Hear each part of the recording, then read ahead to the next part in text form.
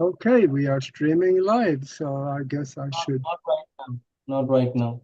yeah, just go ahead. Hello, hello, folks. Ah, okay. Well, here we are.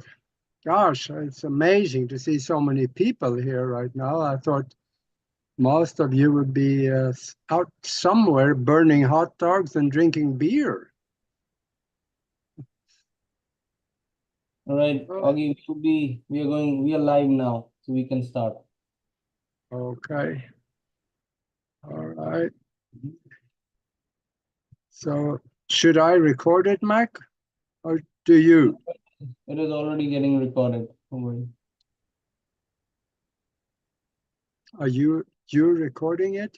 Yes, yes, yes, Augie. Okay. All right. Well, oh, well,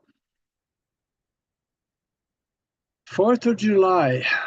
What a what an occasion. Intentions were good, and they were good results for a very long time. And then it kind of went downhill for a while. So we're going to have to bring that back. And for tonight, we should talk about what happens after we drop the body. I I have my own evidence for that and my own opinion on what I have seen. Let me, just for the fun of it, ask the question here for this group of people. Is there anybody here that have had a near-death experience? Please tell me. Okay, there's one. Jim had and Stone Hobbits have. Okay, that is two of it. In a crowd like this, that is about normal because it's not unusual. It is what is unusual is that people talk about it. Because this is something that is very personal, and a lot of people, they are looked at as crazy once they start talking about it, and boy, we don't want that stigma. So there's this saying, for the ones that have had the experience, no explanation is necessary. For the ones who have not had the experience, no explanation is possible. So I think that probably applies to many of the people that have had these kinds of experiences. There is actually some evidence to the fact that, yes, there is something that leaves the body and travels, goes somewhere. Some of you may have heard about that was back in 1907. There was a doctor, Dr. Duncan McDougall. Um, he was in Haverhill, Massachusetts, and he wanted to find evidence for the soul.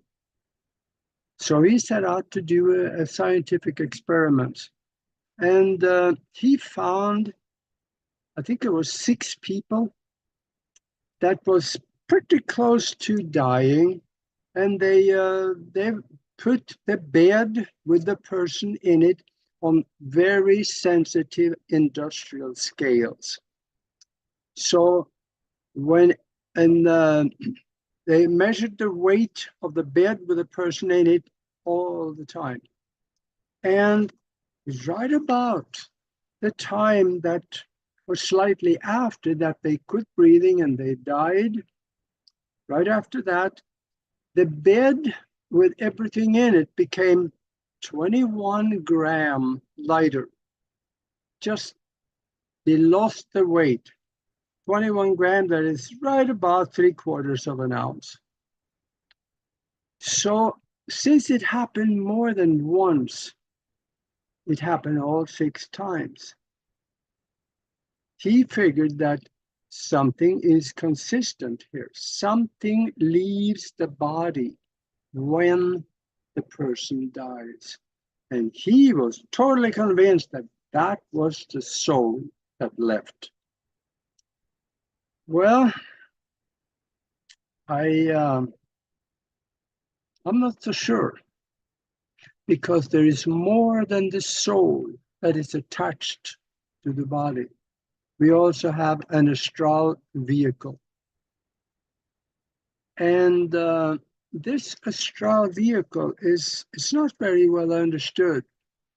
If there are any astral travelers in this room right now, you will understand what I'm talking about. Because the astral vehicle is attached to the physical body. The soul essence is not. The soul essence can hang around, be with the physical body, but it can also leave and be gone and come back. The astral vehicle have some form of affinity to gravity.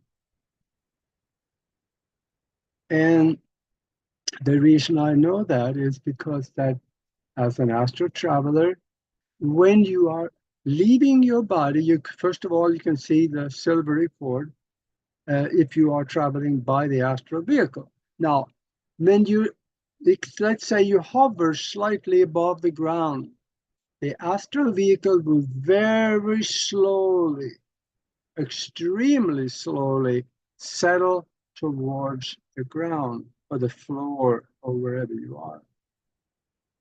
So it does have that affinity. And many people that are astral travel, they don't even know this because they are thinking themselves, they are moving all the time, and then you don't see it. You can only see that when you're perfectly still, and then you settle very slowly towards what is underneath you. I think that what Dr. Duncan McDougall saw, leaving the body and losing 21 grams, was the astral vehicle. Because the soul essence is entirely non-physical, does not have substance, physical substance, or weight. So now, if we look at that, there is, this is something that you can actually prove for yourself. In 1911, there was a New York Times article where he actually photographed what he thought was the soul leaving the body.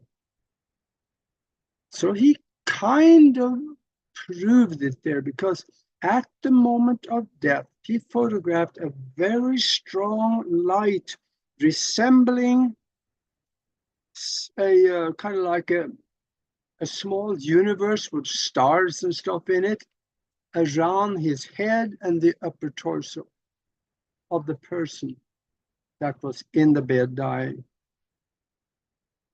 And this, there were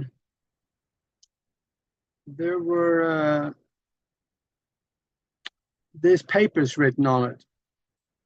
So I wrote the papers down here so you can go and do your own research if you like, because it's very interesting reading in this, because there is some evidence here that yes, there is something. And you can go to the American medicine. It's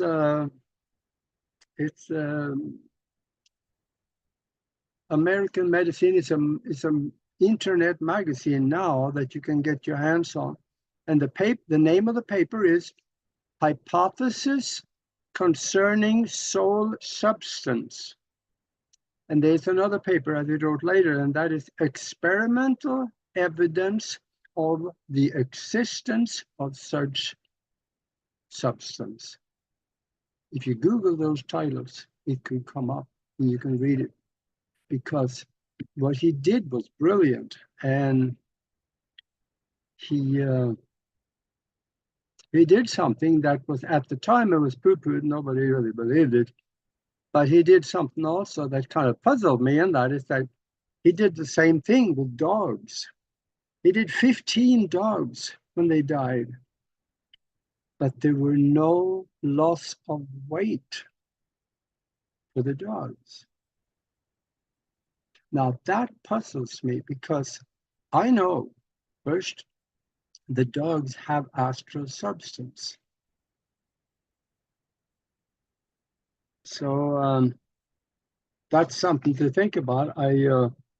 Maybe you guys can just do your own research there, because we know there is something afterwards. We have the pictures, we have the videos of people leaving the body.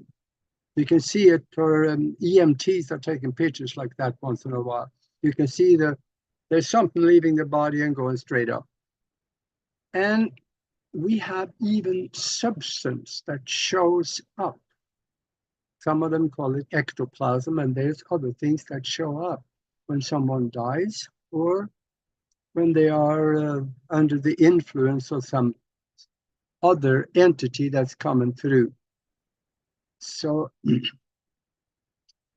it gets very interesting when you start stepping into this arena.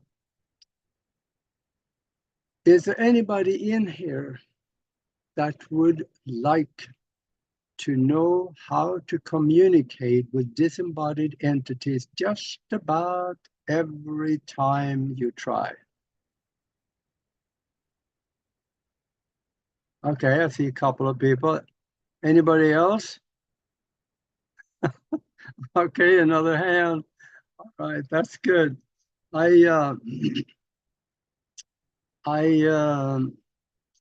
have a picture that I want to just show you. Okay, let me make sure I can do that right here. Go. All right.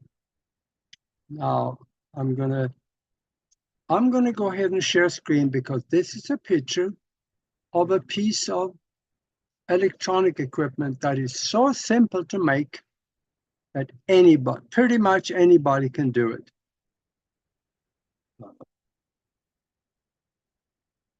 Oh, I gotta put myself back together here. Okay, there we go.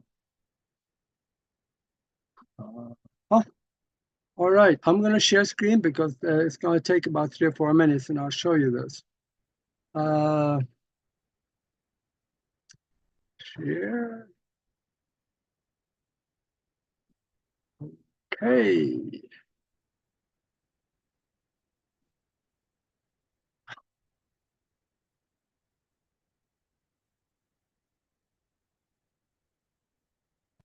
Okay, I'm sharing sound and video. Can you hear me? Okay, good. This is a radio that Nikola Tesla invented in about 1901. He patented it this couple of years later. It's called the Tesla Spirit Radio. If you go to YouTube and search on the Tesla Spirit Radio, you will find a whole bunch of people that built this contraption, and they are experimenting with it. Now, I don't know if we should call it a radio, because it has no electronics, no energy or electricity going into it. But there is, you plug this into the computer and you can listen to the voices on the computer. This, I think it's got about 14, 15 different parts. Very simple to put together. And if you plug it into the computer, you can also filter out static and things like that. So you can get a little more clear voices, because usually there is a little bit of static with a voice when it comes across.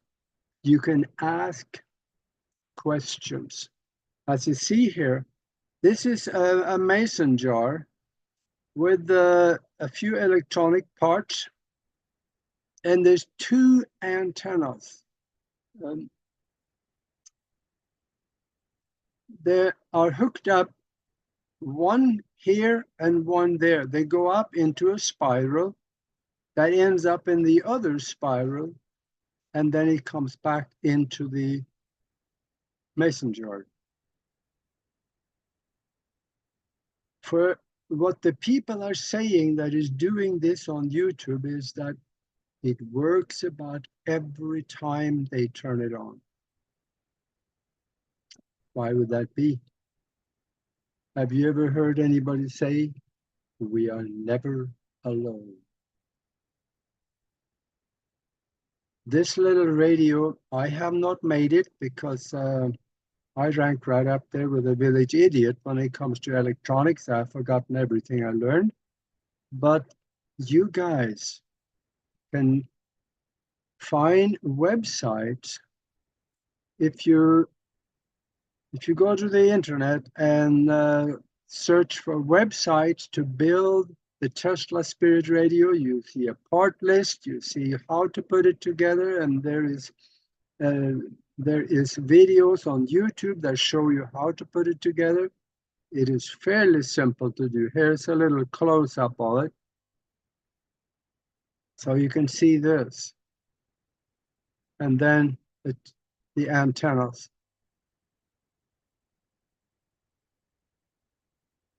This is something that scientists, I hate to say this, but scientists are scared shitless of it because it messes with their paradigm. This explains that there's something there they cannot see, and it talks to them.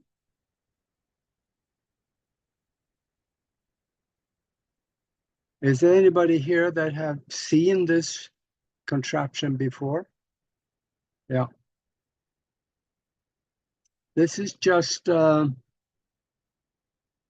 there's just one. There are other methods. Let me mention that. This is, this, there we go, that's it. So I'm going to stop sharing. And here we are back again. Now, this one is pretty simple to do.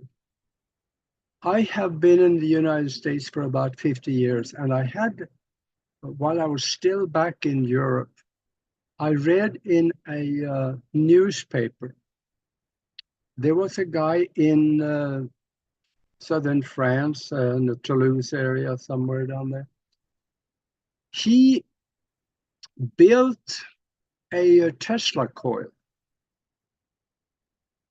And you can do the same if you have a Tesla coil. You can just follow my words here. What happened to him, and you'll know what will happen to you, most likely. He took this Tesla coil out to the graveyard, a long extension cord, and he plugged it in, put it next to a freshly dug grave that had some guy in it, you know. And he turned it on. He walked away about 20, 30 feet. I forget what it said in the article. I remember about 6 to 7 meters. So that's about 20, 30 feet. And he started taking pictures. Very often, he saw the guy laying in the ground, was now standing next to the grave. And when he started looking at that, he was showing the pictures to his friends in town at the coffee shop. And this scared the chocolate out of them. They thought, this is right through there, that was the Bible Belt of Europe. And of course, it was Satan that is helping him to do this. So they turned on him and he had to move, because he said in the article that if I had not moved, they probably would have killed me. They were so scared of what he did when he took pictures of dead folks.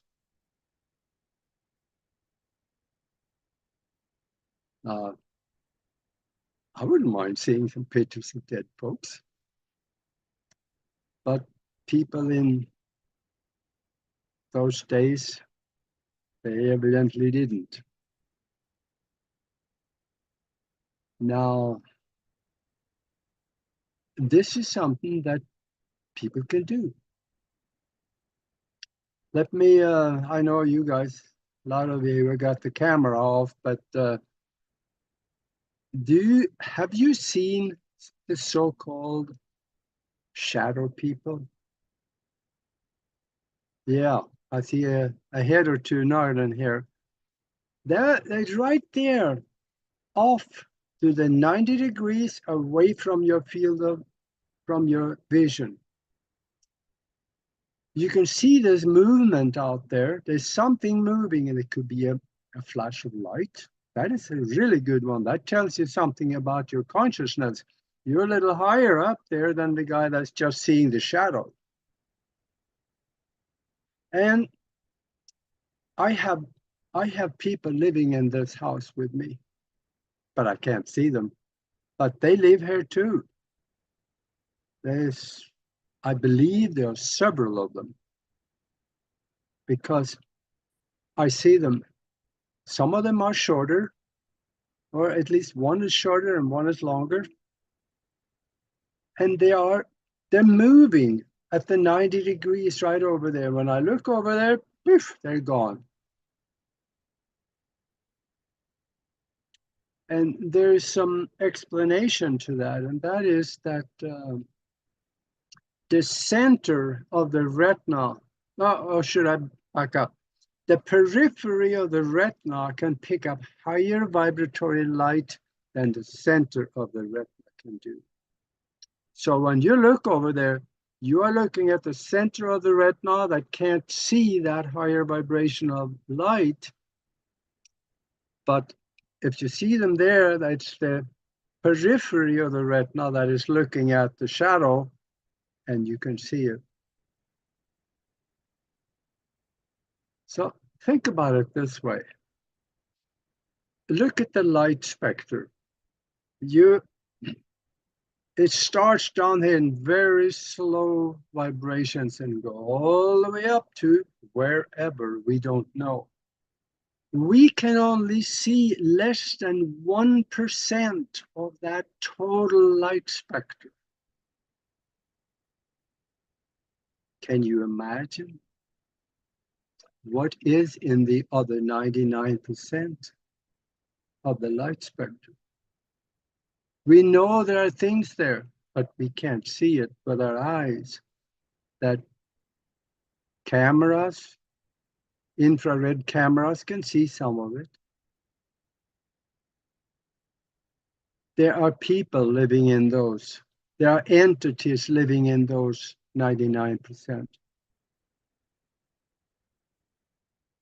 There are guides, spiritual entities,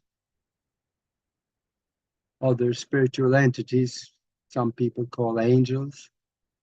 They live in this light spectrum outside of what we can see.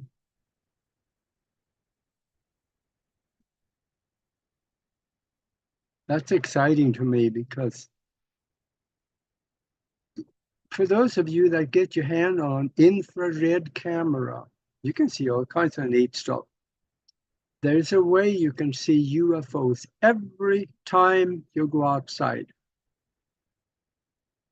Get your hands on a 4th generation night vision goggles, which can see quite a bit further up into the light spectrum than what we can. Go outside, put those goggles up into the sky, and you will see there's a traffic jam of ships up there. They're going in all different directions. Some of them are cigar-shaped longer. They have triangles, spots of light moving. Some of them are round. They're out there. You can see them with that piece of night vision goggles. And in fact, George Norrie with Coast to Coast Radio, he was at a conference somewhere and there was somebody there that had one of those goggles. And he said, "Hey, George, come outside. I'm going to show you something." So he gave him these, and George looked up into the sky, and he was so fascinating. He made a total show out of that, explaining what he saw and talked about all the possibilities of what it could be. They're there, folks. All we have to do is to look. And then there's another way we can communicate with something outside of the physical. And that is right here at the University of Arizona. There's a Dr. Schwartz. He is working on a piece of equipment that he built into a computer, actually a laptop. And he called this invention that he has created, that he was able to patent. There's a patent on it. And he calls it the soul phone. Google that sometime. The Soul Phone Foundation is, I think it's called. Gary Schwartz, he's got a lot of credibility. He's PhDs and he's got all kinds of accomplishments with research. So he says that when you sit down there, you turn the equipment on and you ask questions by typing the question into the computer. And they get answers. The answers come back in form of, if it's a yes, or there's a yes or no answer. That's the only thing they can get so far. And if the answer to the question is a yes, it shows up as a green light. If the answer to the question is no, it shows up as a red light. This, he says, is developing. He said, that was last year, I think I read, he said, give me 5 years and I'll have somebody talking to me coming back.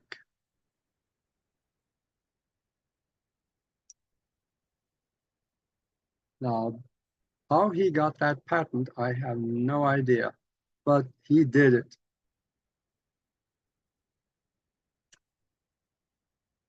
And I don't know about you guys, but all of these things, it proves to me there is something after we drop the body. Now, being an astral traveler and being outside of the physical, I have seen some of what is out there. And for those of you that is familiar with that or have done it, I think you know what I'm talking about. It's simple to learn, very simple to learn. Just join us in the mastermind connection that Nori and I put together, and you can learn how to do it. Getting out of the body is not that hard to learn, but once you're out there, you are stepping into an environment that is totally different than this one. It is different and can be scary if you don't know what to expect. And that is why when somebody asks me, should I learn how to do it? I tell them probably not, unless you're willing to spend the time to learn about the environment you're stepping into, because it can be scary if you don't know what to expect. See, once you step, let's say that you're sitting in your chair in your den or in your bedroom, and you get out. Now, you look around, it looks the same. Though it isn't, but it looks the same to you. Everything is like you look in a mirror. It is reversed. If you were to, let's say, get out, let me get it. Okay. If you, let's say, want to get out the door, normally the light switch is on the right side, right? Always on the right side. Now, if you go out that door, the light switch will be on the left side, because it's just like you look in the mirror. You are outside of the box looking in. A lot of people don't think about that, but it is backwards. Now, when you get out there, you may not see anybody right away, but there are other entities out there. If they see you, they may come up to you, and through a telepathic communication, you may communicate with them. And the ones you find that is hanging around in the lower astral worlds, if you usually will get out into after you try it the first time, they're very needy, they're usually confused. They have 1,462 questions they want to ask you, and they want the answer right now. So be a little careful with who you connect up with, because if you start communicating with them, they can attach themselves to you and they can follow you home, because they want more answers and they know where you're going. So they can end up, which may not be all that bad if you enjoy communicating with them, or if it is someone you know, or a disembodied relative. Now you can do some really good by doing this also. The people that is there, this is not their home. They just don't know what to do. So you can tell them, this is not your home. Find the light and go to it. Or, this is going to sound funny, but use the telephone. Yeah, there is an astral telephone. That is because out there is telepathic communication. So have them think of someone that they really love. Have them maybe think about their mom. Have them visualize their mom in front of them. If you can tell them how to do this, tell them, speak to your mom in your consciousness. Tell her, come and get me.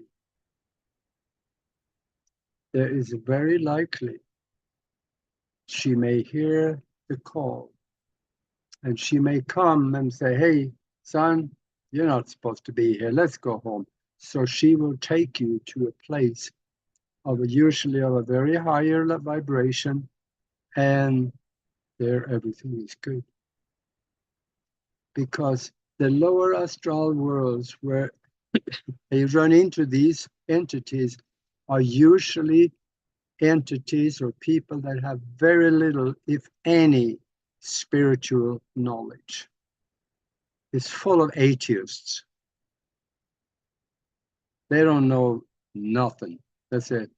When I die, it's all over. Done, gone. There's nothing. If you have that belief, boy, you're going to be surprised.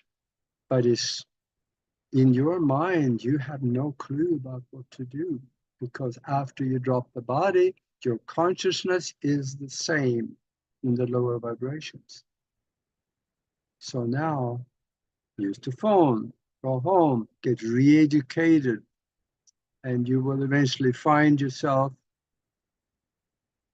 in front of the so-called guardians of the soul, where you will be evaluating what you did in the last lifetime, and you will decide, do I want to go back and do something that maybe is a little more productive or different?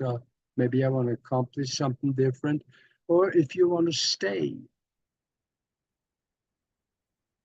A big portion of the ones that drop the body, they are going through this tunnel. And we know that from people that have had near-death experiences. They are going through the tunnel, and at the other end, there's somebody over there saying, hey, wait a minute, you can't come here yet. This was an accident. You got to go back. Yeah, there are accidents also in the spiritual world. But I know some people are balking at that one, but it does happen. And if you can't go through the end of the tunnel, you're going to end up going back. And those are the people that come back and tell all of us what it's like. Sometimes we can make it through, and you meet entities on the other side, and there's a phenomenal sense of love everywhere. And that is usually what tells them, I really don't want to go back, but I have children back there, I got family, I got a wife, I got a husband, I love them, so I want to go back and tell them about this experience so they can experience at least part of it. And that's a good thing. So we have, if we look at the evidence, I have a saying, and that is that if the proof of life after death was taken into a court of law and adjudicated before a judge and a jury, there would have been a sentence a long time ago, because the evidence is there. It is simple-minded or narrow-minded people that denies it. If they look at all the evidence, it is all there. Now, is there anybody in here that can say that you have an ongoing communication with a spiritual entity? Yes, I know Stone is nodding her head. Anybody else?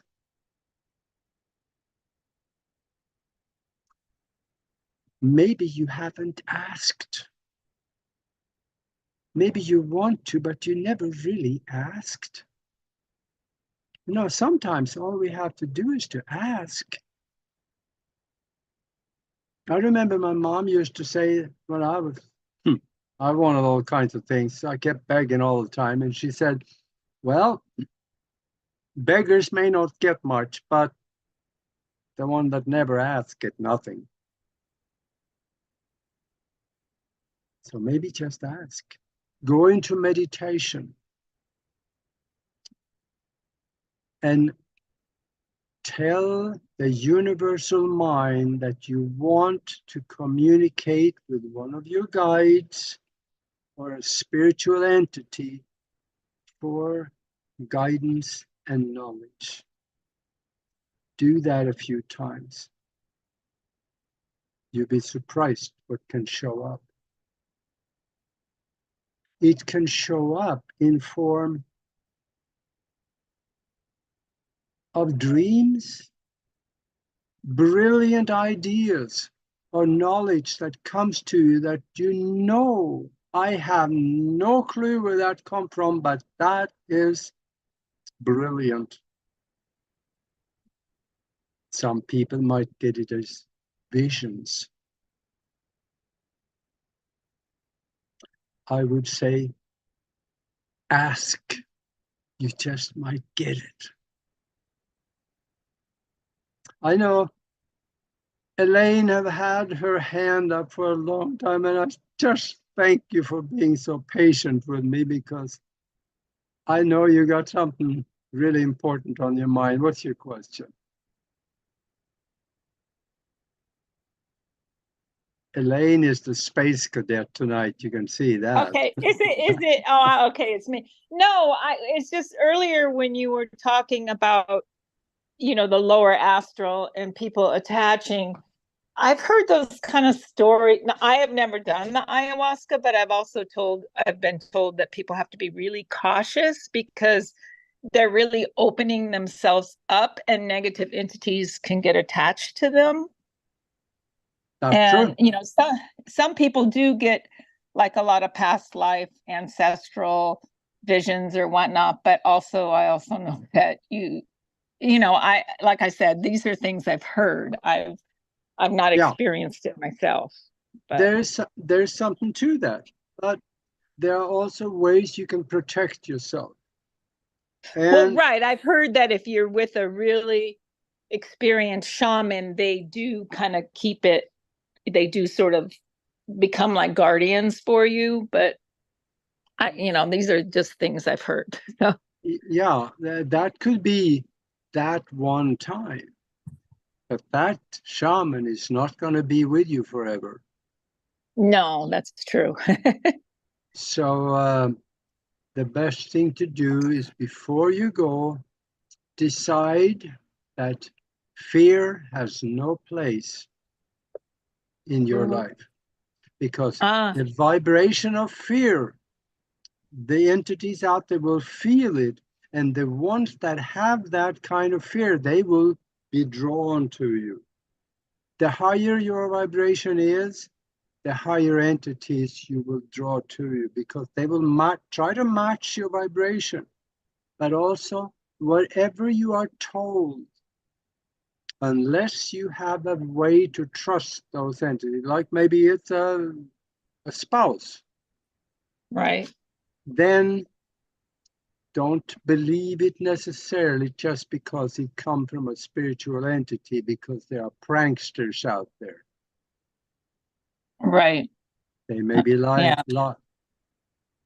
to you, or they may be just saying something that they could believe but still be false. You got to have your radar and antennas up. Yeah. Yeah, we got to be prepared. This is a totally different environment. But before you go out, also this is something that I've done for decades. And when I go to sleep, I surround myself with a cocoon of bright white light. And over the decades, it's becoming so strong that if I open my eyes up, I can see it. It's like a haze around me. But that's because I've been doing it so long. But surround yourself in that light. And when you do that, it stays with you long after you quit thinking about it.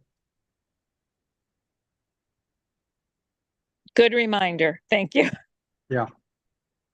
Yeah. And I think also that once you start on this journey of exploring the higher vibrations, you will have some help. Because there are entities out there that they know that you're on a path to the higher vibrations. They will come and help you. Yeah. That happens often. Okay. Great. Good confirmation. Thank you. Yeah. Yeah. Any other good questions? That's it for me. But okay. Thanks. Okay. Thank you.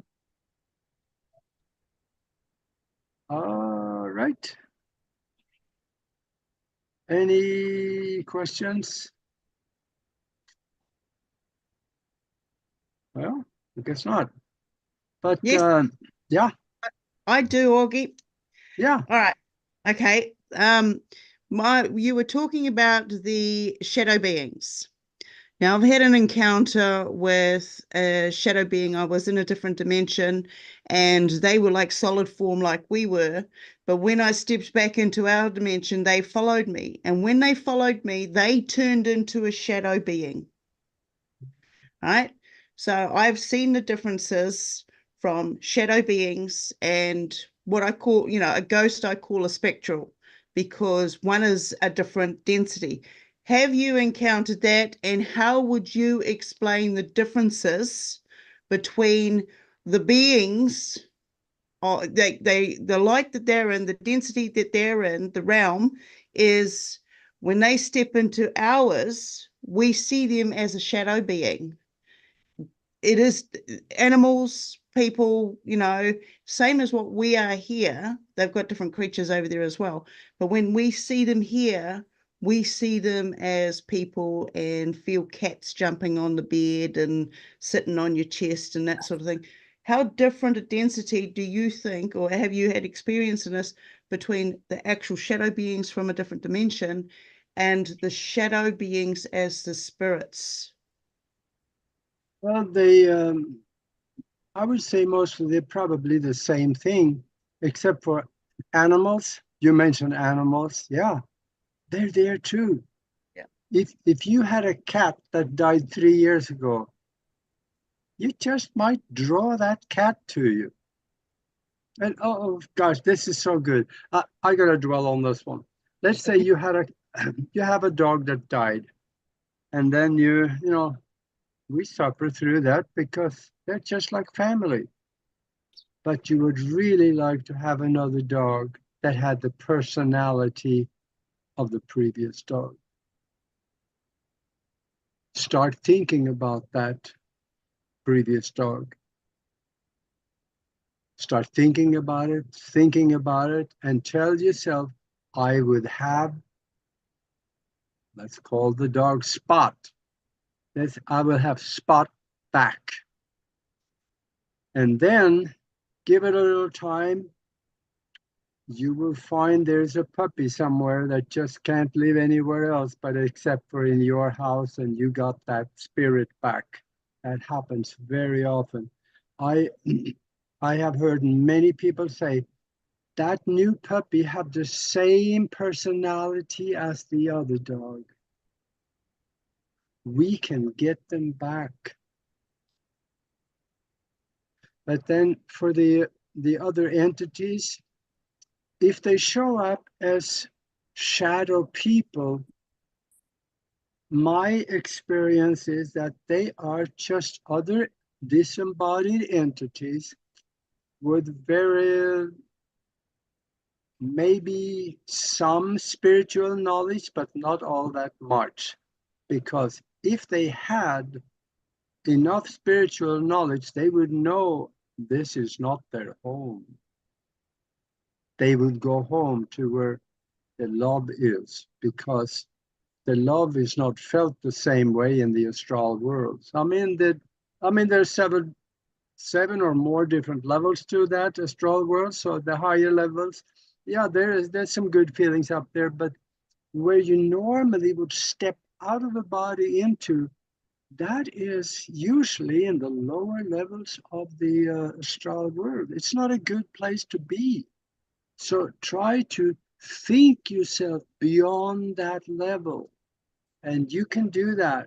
You can visualize yourself up and meet someone that is a light being. But you do that by visualization of it. That'll draw you to that other vibration. This is something that in the mastermind, I did a course where I taught people how to do this. So if you want to have a look at that, just join us in the mastermind, and I will lead you to it so you can go through it. And for those of you that want to have a look at that, send us an email to themastermindconnection@gmail.com. That is themastermindconnection@gmail.com.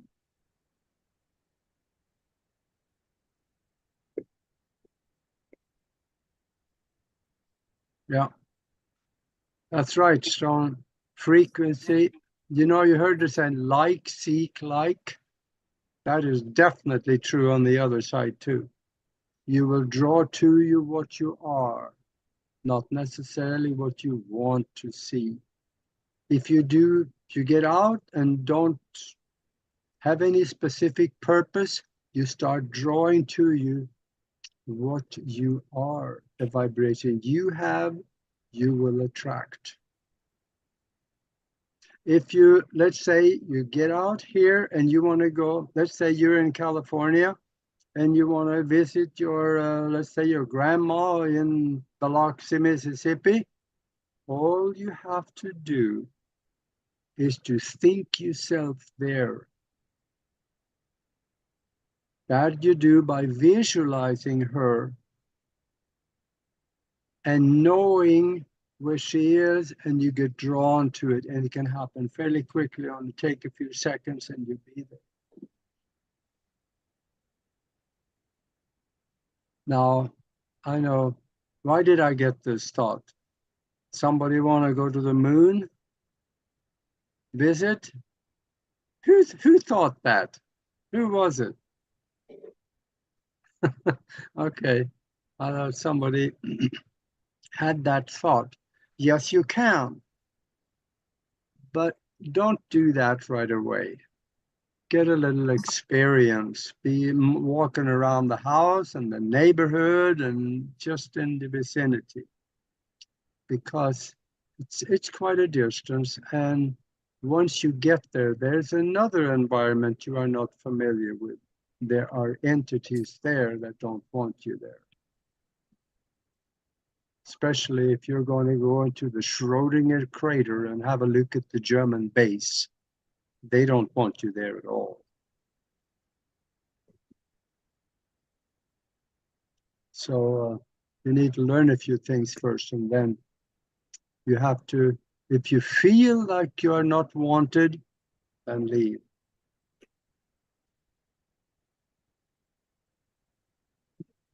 Oh, so Jim, he said it was tough stuff, the moon. Yeah, you actually, I know that sounded funny, but you really can. You can get tossed, well, tossed not so much, but expelled. That's more like it. And if you feel like there's someone there that don't want you there, just leave. Because if you stay, yeah, you can get expelled, and that may not be a good thing. For those of you that want to try this, get on board a spaceship. I did that because you can visualize a cigar or a round one or whatever, and then go to it. You can go through the wall inside. I was inside of one, and there were several entities kind of looking like me, and they saw me, but they ignored me. I was just in there moving around, looking at things, and I made eye contact with them, so I know they saw me. But they totally ignored me. They let me do and go where I wanted to. I was up in what I think was the cockpit. You know, being a pilot, that's the first thing I would look for. And it was, oh boy, we're running out of time. But there was a couple of chairs up there, and there was really nothing. So obviously, I think the ship was controlled by consciousness. So I see now we are coming down to the end of the show here. So if you guys want to get a hold of me, you can also do that by going through broadcastteamalpha.com. and broadcastteamalpha.com. It's our website that Nori and I have, and then send us a message. We'll get it and we'll get in touch with you. Or also on YouTube with the same name, Broadcast Team Alpha. And of course, you know how to come back to this one. So just come back here. Think Conscious Awakening Network has something going on just about every day. So it's a good place to be. Well, Mac, are we down to the end here? I think we are. So, yeah, Sandra, do you have a question? Okay, that's Broadcast Team Alpha. Okay. All right. I think we are, I think that Mac will probably shut us off here. So I thank you everybody for being here. This was kind of fun to talk about these things again. So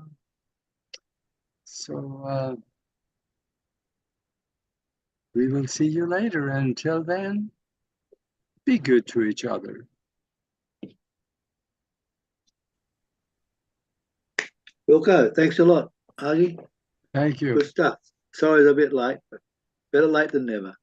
Okay.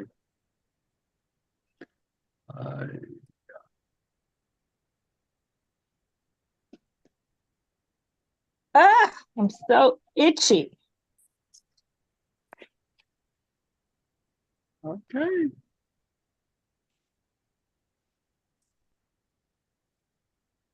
I think Mac is supposed to turn this off. So all right, well, let's all of us just leave and then it'll shut down and then it's gonna be recorded. So in the words of Spock, live long and prosper.